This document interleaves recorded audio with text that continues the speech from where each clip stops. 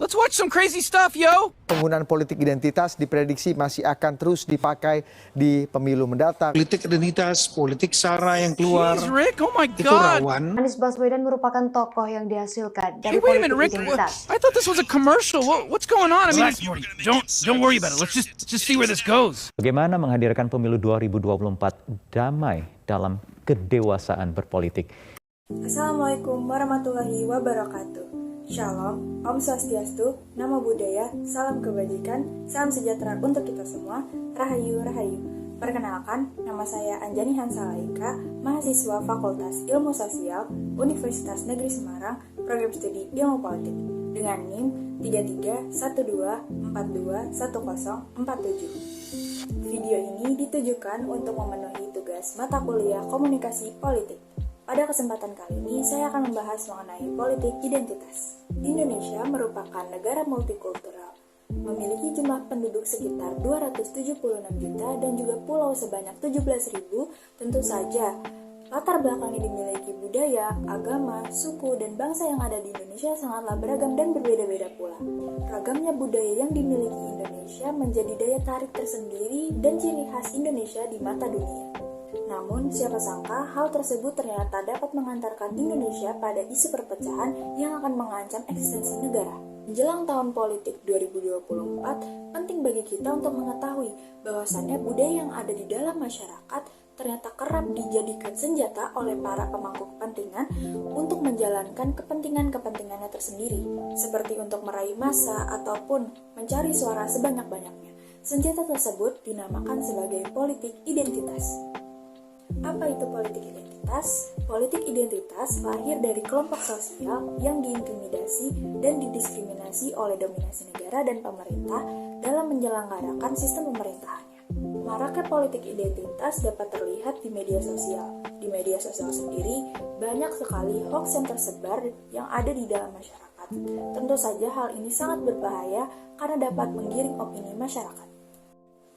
Mutadi sendiri mengatakan bahwa adanya fenomena politik identitas dan juga populisme agama akan menjadi ranjau bagi demokrasi negara apabila digunakan oleh pemimpin yang tidak cakap. Politik identitas dengan ini mempengaruhi opini publik sehingga seseorang yang tidak memiliki identitas yang sama dengan kelompok tertentu tidak akan pantas untuk menjadi seorang pemimpin. Hal ini tentu saja menyebabkan kaum minoritas kehilangan haknya di dalam pemerintahan.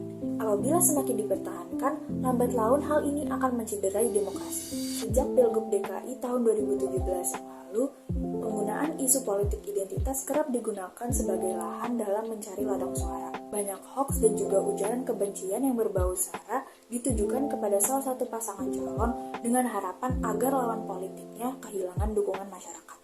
Jika isu-isu tersebut sampai kepada calon pemilih yang tidak memiliki pengetahuan yang cukup ataupun mudah terpengaruh, besar kemungkinan para calon minoritas ini akan kehilangan apresiasi rakyat. Bahkan sekalipun mereka memiliki track record yang bagus ataupun prestasi yang mumpuni sebagai pemimpin dan juga wakil rakyat. Arya Jati berpendapat bahwasannya maraknya isu populisme dan juga politik identitas akan mengancam persatuan dan kesatuan yang ada di masyarakat Indonesia.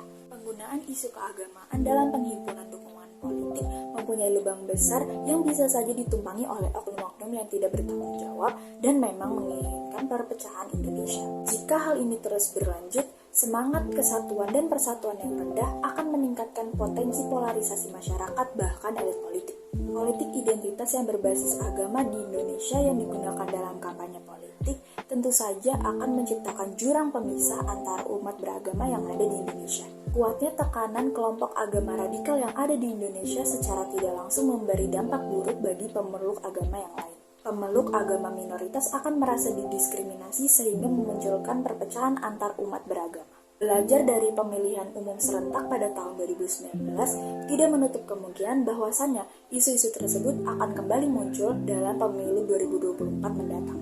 Peristiwa yang lalu memiliki kesempatan yang besar untuk terus digaungkan kepada kelompok-kelompok radikal demi keuntungannya pribadi. Begitu pula oleh para golongan yang memang pada dasarnya menginginkan perpecahan antara kaum mayoritas dan juga minoritas yang ada di Indonesia. Nah, baru-baru ini nih Bapak Presiden kita yaitu Presiden Jokowi dalam salah satu cuitannya di Twitter menegaskan bahwasannya kepada para capres maupun cawapres yang mengikuti kontestasi politik pada tahun 2024 untuk tidak masuk ke dalam politik sara maupun politik identitas. Pembahasan politik identitas di Indonesia masih sangat baru dan juga masih terkesan abu-abu. Sampai saat ini Indonesia belum mengatur UU ataupun hukuman yang spesifik untuk politik identitas sendiri. Menghilangkan praktek politik identitas yang ada di Indonesia tentu saja menjadi PR bagi pemerintah Indonesia menjelang pemilihan umum 2024 mendatang. Politik identitas sendiri dapat dikalahkan jika kita bersama-sama untuk menghilangkan stereotip maupun kesuperioritasan suku, budaya, agama, dan ras. Hilangkan anggapan bahwasanya hanya orang Jawa saja yang bisa untuk menjadi pemimpin ataupun presiden. Orang dari luar Pulau Jawa juga bisa dan juga berkompeten.